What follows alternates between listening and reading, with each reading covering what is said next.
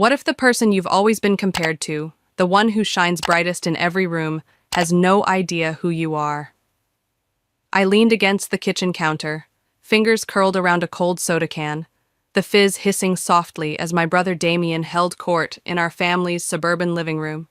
Easter decorations, pastel flowers, and ceramic bunnies cluttered the space, but the air felt heavy, charged with something sharper than holiday cheer. At 32, I'd grown used to fading into the background at these gatherings, but tonight, Damien's gaze found me, and I knew what was coming.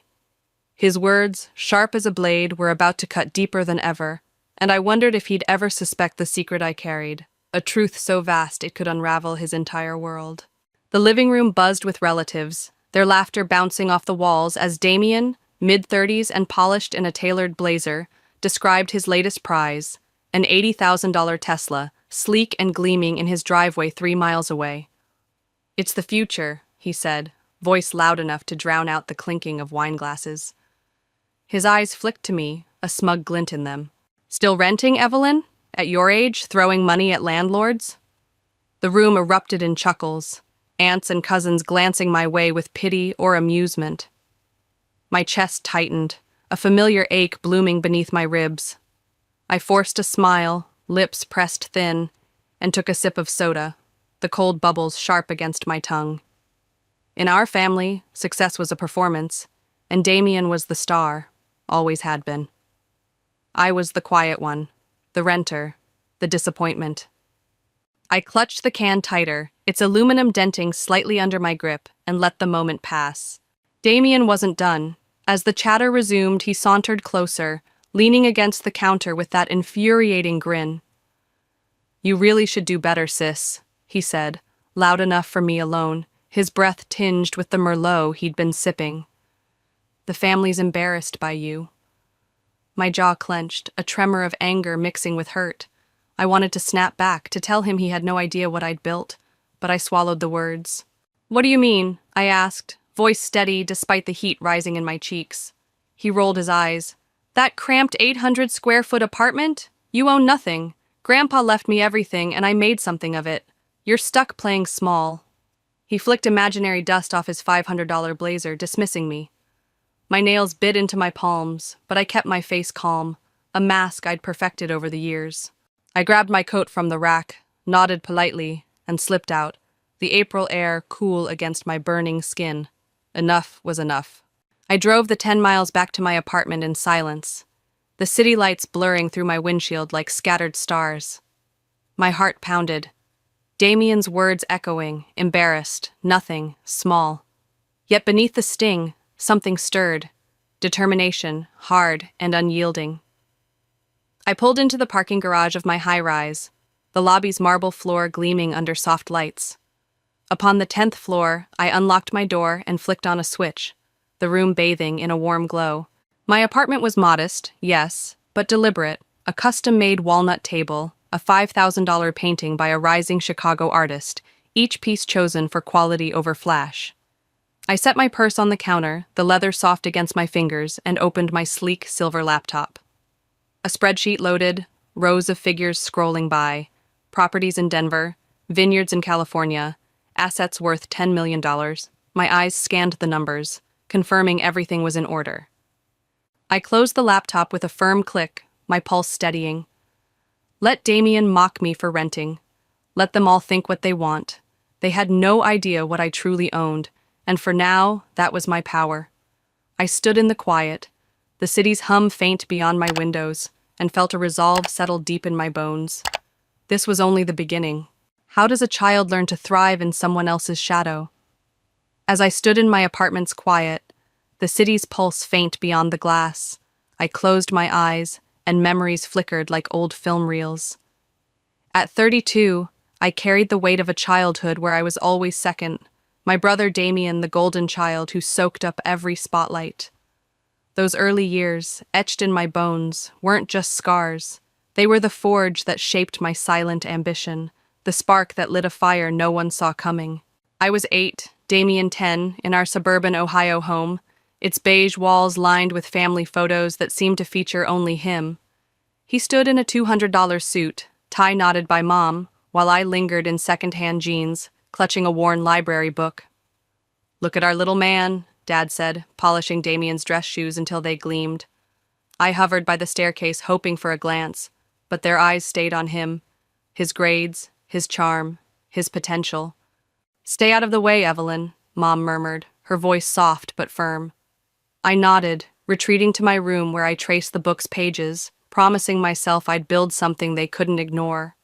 Each slight, each overlooked moment taught me to be quiet, to save my energy for a future I could control.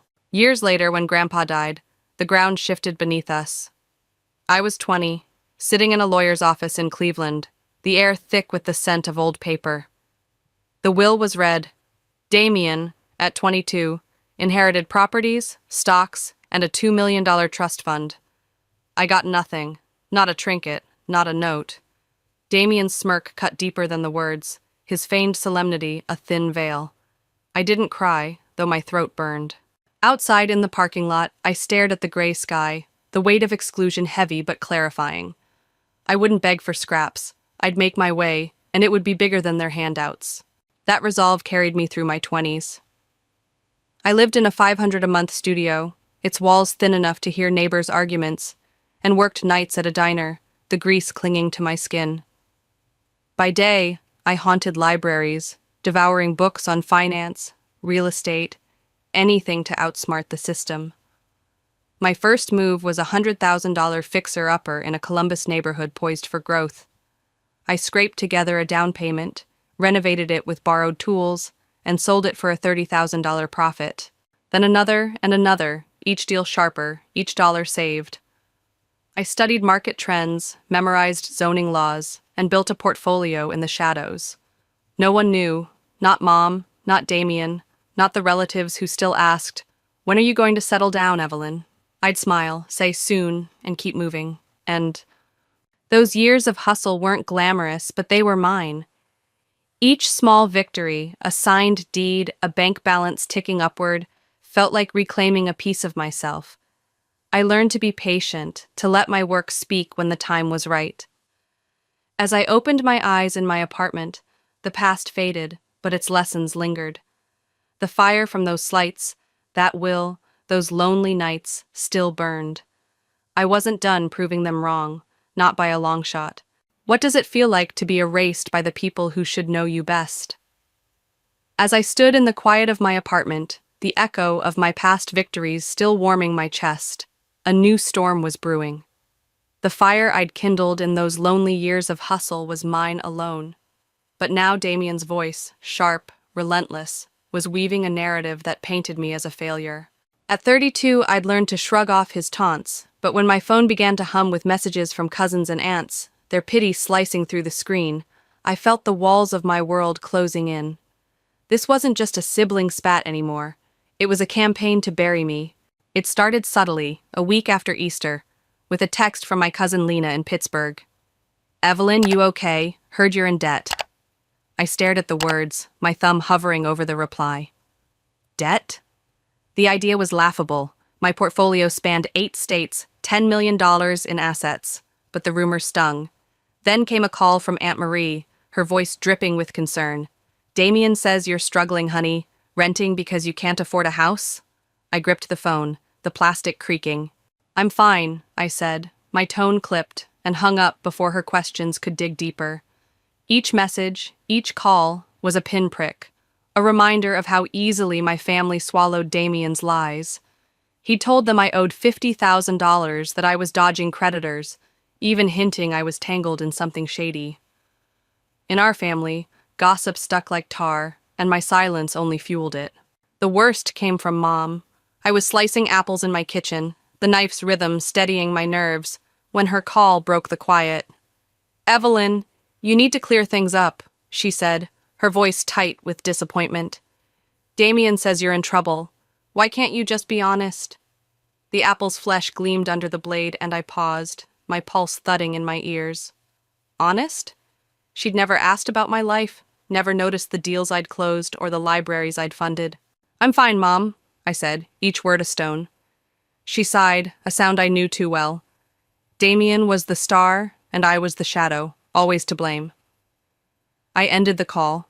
The the silence heavier than before. My kitchen, with its polished granite and faint scent of cinnamon, felt like a fortress, but even here, their judgment seeped in. I sat on my couch, the leather cool against my skin, and let the rumors swirl in my mind. Damien's stories weren't just cruel, they were strategic, a way to keep me small while he shone. I remembered Mom's voice from childhood, always praising him first, and how I'd learned to bottle my hurt. Now, at 32, that hurt was a spark, igniting a resolve to stay above their game. I wouldn't defend myself to people who'd never seen me. Let them whisper about my supposed $50,000 debt, my failure to buy a home. My truth didn't need their approval. I glanced at the city skyline beyond my window, its lights steady and unyielding, and felt my isolation sharpen into strength. Damien could rally the family against me, but I'd already built a world they couldn't touch.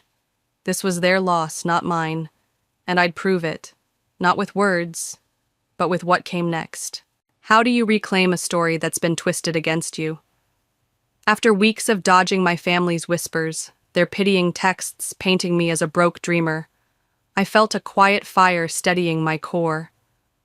At 32, I'd built a world beyond their reach, and Damien's rumors only sharpened my focus. My kitchen, still fragrant with the apples I'd sliced during Mom's call, was no longer just a refuge. It was a command center. As May's light spilled through my windows, I knew it was time to act, to let my moves speak louder than their lies. The first hint of that shift came with an envelope, its wax seal gleaming, and a drive that would rewrite my past. One evening, my buzzer rang, sharp and unexpected. The camera feed showed Damien, his polished loafers tapping impatiently. I opened the door and he strode in, his gaze sweeping my living room like a critic sizing up a stage. "Nice place," he said, sarcasm dripping, though his eyes lingered on the walnut bookshelf I'd commissioned for $2,000. He spotted a cream envelope on my counter, its gold lettering catching the light. "What's this?" he asked, snatching it up. "A gala? You?" The invitation congratulated me on a $100,000 donation to fund community libraries, an award I'd nearly declined to avoid attention. His laugh was sharp, like glass cracking. "Who'd you scam for that, Evelyn?" My pulse quickened, but I shrugged, voice cool as marble. "Some event for donors." He smirked, tossing the envelope down. "Doesn't matter anyway." I met his gaze, steady and unyielding, and saw a flicker of confusion, maybe even jealousy. "It's not your business," I said, and for once he didn't push.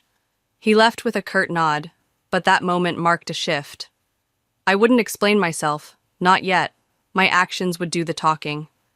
Days later, I drove 20 miles to our old suburban neighborhood, the streets familiar yet strange, like a half-remembered dream. The trees were taller, their leaves brushing the sky, but the sidewalks bore cracks I knew by heart. I parked outside our childhood home, a tired two-story with peeling paint and a for sale sign staked in the 0.5-acre lawn. Memories flooded back, Dad mowing the grass, his laughter reserved for Damien, me hiding in my room, sketching plans for a future they couldn't see. The house had been my cage, a place where I'd felt invisible, but now it called to me. I stood on the lawn, the grass damp under my sneakers, and dialed the number on the sign. "I'd like to make an offer," I said to the agent, my voice calm. "Full cash, $400,000 through a holding company." The deal closed in days, no fanfare, just a signature on a dotted line. I'd reclaimed the setting of so many hurts, not to live in it, but to own it, to rewrite its story as mine. As I drove back, the rearview mirror framed the house shrinking into the distance, its dusty windows glinting in the sun. My chest felt lighter, as if I'd shed a weight I hadn't named. The gala invitation still sat on my counter, a quiet testament to my impact, and now this house, a symbol of my past, belonged to me. Damien could spread his lies, Mom could echo them, but I was done being their shadow. My moves were deliberate, each one a brick in the empire I'd built without their applause. The city skyline loomed ahead, its steel and glass a mirror to my resolve. I gripped the steering wheel, the leather warm under my palms, and knew the next steps would shake their world. For the first time, I wasn't just surviving their judgment, I was rewriting the rules. What happens when the truth you've held close finally cracks open? After reclaiming my childhood home, it's a quiet victory in my hands. I felt the ground shift beneath me. At 32, I'd carved my path through years of silence. But Damien's lies, his rumors of my failure, still lingered like smoke. The $400,000 house and the gala award were my anchors, proof of a life he couldn't fathom. Yet, as June's heat pressed against my city, a reckoning loomed. My phone's chime, sharp and insistent, pulled me into a storm I hadn't foreseen, one that would strip Damien bare and force our truths into the light. The first ripples came through my finance consultancy, whispers from colleagues about Damien's latest venture, a high-end complex 15 miles outside downtown. Word was it was crumbling. Zoning laws blocked construction, environmental lawsuits piled up, and investors were bailing. I sat at my desk, the air conditioning humming, and read an email from a partner. Damien had borrowed $300,000 to keep up appearances, buying his wife a diamond necklace that glittered on her Instagram. His parties, his $100,000 sports car, his first-class flights, they were a facade, a tightrope fraying under his weight. I traced the edge of my coffee mug, its ceramic cool, and felt a strange pang. He was my brother, but his pride was a wildfire, burning everything it touched. I pushed the thought aside, focusing on my work, deals in Seattle, a vineyard expansion, but the rumors kept circling, a vulture's shadow over his empire. Then came the call that changed everything. My property manager, her voice crisp over the line, asked if I was aware of a delinquent account. "The estate in the suburbs, ma'am," she said. "Payments are 3 months behind." My breath caught. Years ago, I'd bought a cluster of luxury homes through a trust, a $5 million portfolio I rarely thought about, leaving management to her team. Now she confirmed the address. Damien's $2 million mansion, his pride and joy, was mine. He'd been paying rent to my trust, oblivious. I stared out my window, the skyline jagged against a pink dusk, and felt my heart thump. "No special treatment," I said, voice steady. "Follow standard procedure." Hanging up, I gripped the phone, a mix of justice and guilt swirling in my chest. Damien had mocked me for renting, but he was the tenant, and now the truth would hit him like a freight train. He came to me days later, a hurricane in a $1,000 suit. My buzzer rang, and I opened the door to find him red-faced, papers crumpled in his fist. "Is this a joke?" he roared, shoving the documents at me. "You own my house? My entire estate?" I stepped back, letting him storm into my living room, his cologne sharp in the air. The papers listed my trust as the landlord, a fact he'd uncovered through a desperate call to the bank. "I'm not sure what you're talking about," I said evenly, folding my arms. He shook, fury and disbelief warring in his eyes. "You lied, Evelyn. You pretended to be broke, renting." I cut him off, voice like steel. "I never pretended. You assumed." He threw the papers onto my coffee table, the glass rattling. "So what now? You'll evict me?" His sarcasm masked fear, and I saw it, the crack in his armor. My lips curved into a grim smile. "I haven't decided yet," I said softly. He glared, chest heaving, and for once he had no retort. The air crackled, our roles reversed in a single breath. The fallout came fast. Mom called the next day, her voice quivering over the phone. "How could you do this to Damien?" she demanded. "He's your brother." I pressed the receiver to my ear, my kitchen's granite cold under my elbow. "What did he tell you?" I asked. "That you're ruining him," she snapped. "You made him borrow money he couldn't repay." My teeth clenched. Damien had spun the story again, painting me as the villain. "He borrowed that $300,000 himself, Mom," I said, voice trembling. "I had nothing to do with it." She huffed, unconvinced. "You're always trying to make him look bad, Evelyn." I hung up, the silence deafening. Outside, the city hummed, indifferent to my family's betrayal. I'd won, but the victory tasted bitter. Damien's world was collapsing, and I stood at its edge, holding the truth that could break or remake us both. What does freedom taste like after years of carrying others' lies? The truth had shattered Damien's world. My ownership of his $2 million mansion laid bare, his accusations crumbling under my calm resolve. At 32, I'd stood firm as Mom's blame echoed his, but their words no longer bound me. In July, I boarded a plane to Italy, seeking air untainted by family drama. As the ocean stretched below, I felt the weight of their judgment lift, replaced by a quiet certainty. My empire, built in the shadows, was mine to savor, and Damien's fall, though painful, was his to face. Yet a question lingered. Could a single crack in his pride open a door to something new? I landed in a sun-kissed villa 50 miles from Florence, its stone terrace overlooking rows of grapevines that shimmered under a golden haze. This was Evelyn Estates, established in 2009, a $3 million vineyard I'd nurtured discreetly. I walked the paths, soil rich beneath my sandals, and spoke with workers who knew me as the investor who paid fairly. One afternoon, I visited a museum I was funding, its $200,000 renovation, preserving local artifacts. The architect's warm handshake grounded me. Here, my work mattered without fanfare. Standing among dusty relics, I felt untethered from Mom's accusations, Damien's sneers. The vines, the museum, they were my truth, not a stage for applause. Under Italy's wide sky, I breathed deeply, the air sweet with possibility, and knew I'd built a life that needed no one's nod. Back in the States, Damien's collapse unfolded like a slow-motion crash. I caught sight of him one morning in a Cleveland cafe, 10 miles from my city, hunched over a laptop, his $1,000 suits traded for a wrinkled polo. His eyes were puffy, his posture broken, jobless, his wife gone, her Instagram now bare of diamonds. Gossip reached me. His firm had sacked him for diverting $500,000 in client funds, and lawsuits loomed. He'd been evicted, and the mansion's locks had been changed. I slipped out before he saw me, a pang of guilt tugging at my chest. He was my brother, but his choices, pride over humility, had carved this path. I let the moment pass, the cafe's coffee scent fading as I walked away. The family dinner came weeks later, at Mom's cramped suburban house, its air thick with nostalgia and tension.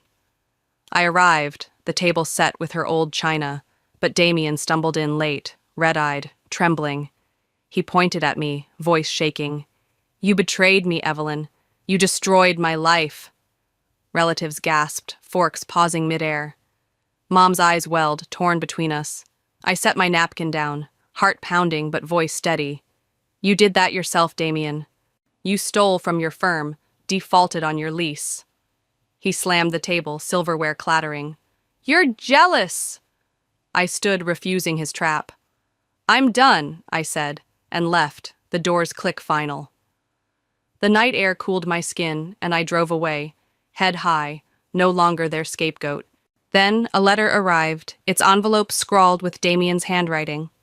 "Evelyn, I didn't see you. I'm sorry," it read, simple and shaky. My breath caught, tears pricking unexpectedly. A second letter followed, asking to meet, no excuses, just a plea. I sat at my desk, the city's hum soft beyond my window, and read it again, searching for hidden motives. It felt genuine, a crack in his armor. I tucked it away, heart heavy with years of hurt, but stirred by hope. Months later, I texted him, "Coffee, next week." Not to erase the past, but to test if healing was possible. My phone buzzed. A $50,000 profit from my French orchard, another thread in my quiet empire. I smiled, the skyline glittering beyond my glass. Damien faced his crossroads. I'd chosen mine. For now, I live fully. My roots deep. My story enough. At 32, I, Evelyn, learned that true strength blooms in silence, not in the clamor of others' approval. Damien's fall, his $2 million mansion revealed as mine, taught me that pride blinds, but resilience sees clearly. Each rumor he spread, each family slight, pushed me to build my $10 million empire without their gaze. In Italy's vineyards, I found peace, my roots deeper than their judgments. His apology, a fragile seed, showed me that forgiveness doesn't erase pain, but can lighten it. I learned to live for myself. My quiet triumphs enough, no matter who sees them.